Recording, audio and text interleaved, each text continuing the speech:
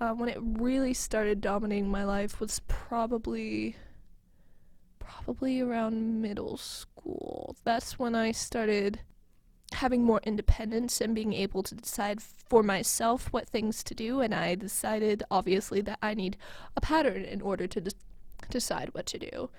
I remember I had this and I'm sure I can find this somewhere. I remember showing it to my therapist like every time for the first session, but I had this notebook of a checklist of all the things I needed to do every day.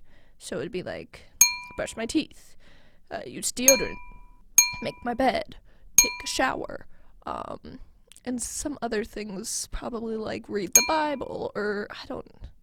Gosh, I'll have to look at that again. But it became ever increasing. I remember it added at some point like, oh, check, post something on Facebook, and like I had a blog at one point. It's gosh, I guess you can read. I had two blogs actually, so I think it was posting on both the blogs. One of them was just like a casual blog, like that was more about me and my life, and I don't know, whatever I wrote about when I was a kid. It wasn't good. I'm sure you can find it if you want to read it. And the other one was a fan blog that me and my friend, we were obsessed with this one celebrity. I won't say who because I don't want anyone to look at the blog and find it, but I'm sure you can if you want to. But it was something. I reported on every little bit of news I could find about this guy because I had to write a blog every day. And when you're writing about one guy, there's not much. I remember I knew all the sources where to find info about this guy, and I was firing on all cylinders.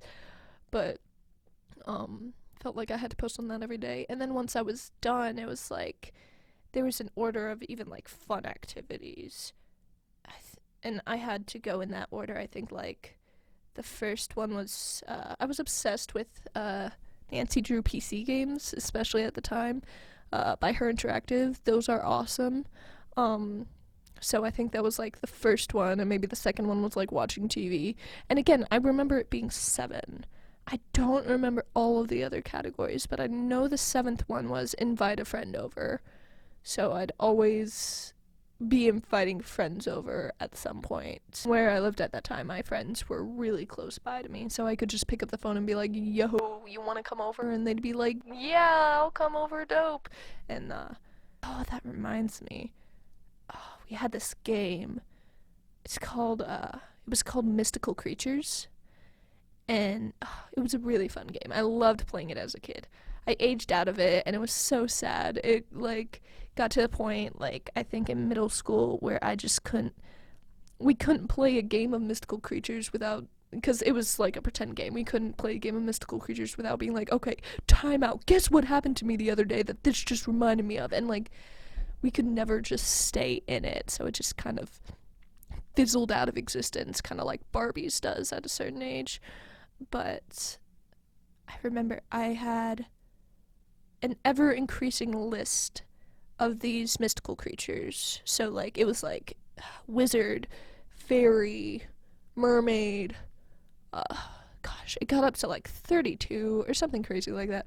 But I remember having it on my Nintendo DS in flip notes, and it would go like really, really fast. You couldn't see anything, and I would play the flip note, then stop it, and whatever it landed on, that's the kind of mystical creature I was gonna be for that game. And that was what was fun for me, being like, okay, this is the power set I have in this game. How am I gonna use it? And of course, like, there's all the subsets of powers, like, okay, what kind of fairy are you? Are you a water fairy? Or I don't even know if that was a thing. It might have been a thing, but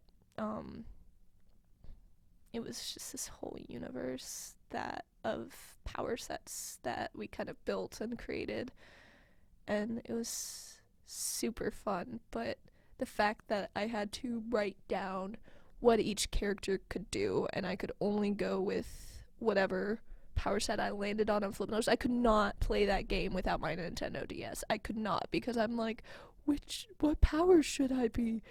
That was kind of a tangent. What was I talking about? I think I was talking about the checklist. Oh my gosh. To this day, I cannot do task lists because I know that if I do, I'm going to obsess over them.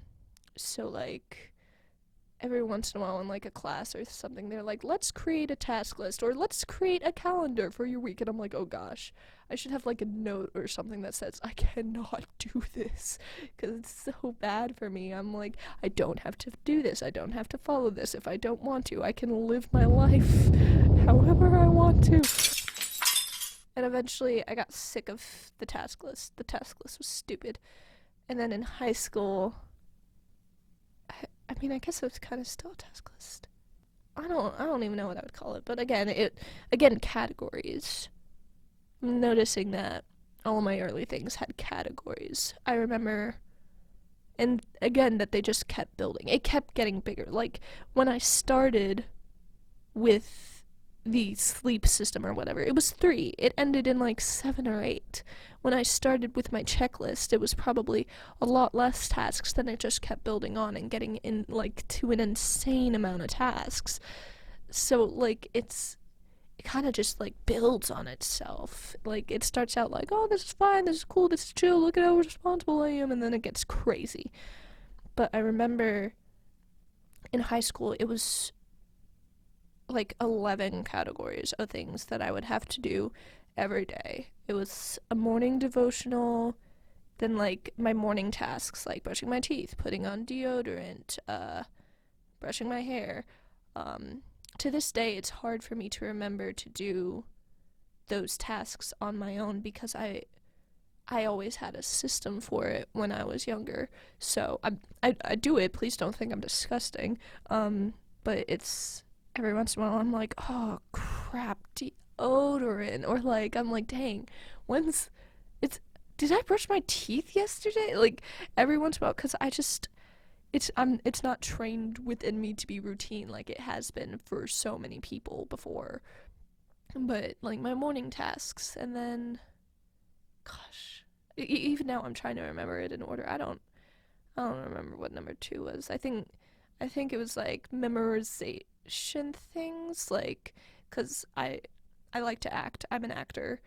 And so I think it was like memorizing lines and memorizing verses. Oh, I had so many verses by the time I was done with that. So many, at least like 30 that I felt like I had to go through all of them every day. Never got that done. And then I think 3 was like walking the dog, and 4 was homework. And so I would have to walk the dog at least once each day, and then I'd have to do a day's worth of homework. So whatever's due for the next class period, because when I was in high school, this was 8th grade and 9th grade. So those are the 2 years that I actually went to like a private school and had homework due. So whatever was due for the next class day, I would have to do all of those.